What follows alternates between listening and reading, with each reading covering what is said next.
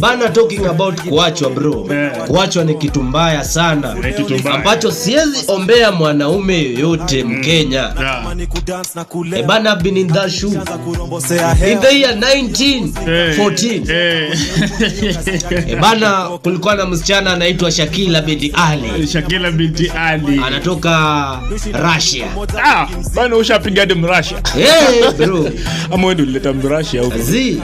Sikia sasa. Mimi ndo huyo na Shakila binti Ali. Vasco da Gama ananiuliza the source to Lake Victoria.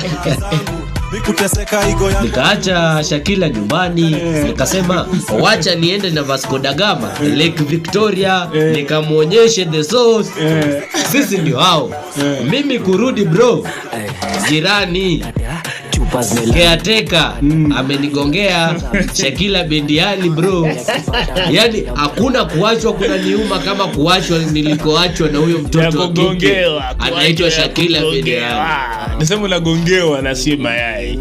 Yani Shakila binti Ali aliacha mtu ambaye alikuwa anatembea na Vasco da Gama. Anaenda na Keateka. John Speck. Anaenda na Keateka. Bana, jamaa unamlipa, wewe ndio unalipa Keateka. Mimi ndo nalipa Keateka. Alafu anakuacha wewe mdosi. Ananichungia ng'ombe. Anaenda kwa anakamua ng'ombe zangu. Na bado anakamua mke wangu. Kweli ni ng'ombe tu. Nilifukuza huyo Mganda. Arudi kwa kwanza tena ni Mganda. Hajui Kiswahili. Nikashindwa, kwani Shakila binti Ali anakugongea. Kwani wa Russia? Wakiona tu mtu ni mweusi na wana fall in love with the color. Maybe lengo la Shakila ku fall in love. Maybe ule jamaa alikuwa na inches. Siwezi jua bro. Na sisemi sina inches. Try me. Unajua sikizi pia inches speak. Sawa. More than love. Lakini sasa siku kuwepo kama ni maneno ya inches, angesema niende Uganda ama Nigeria kwa mganga. Inches come. Kwani wewe una inches?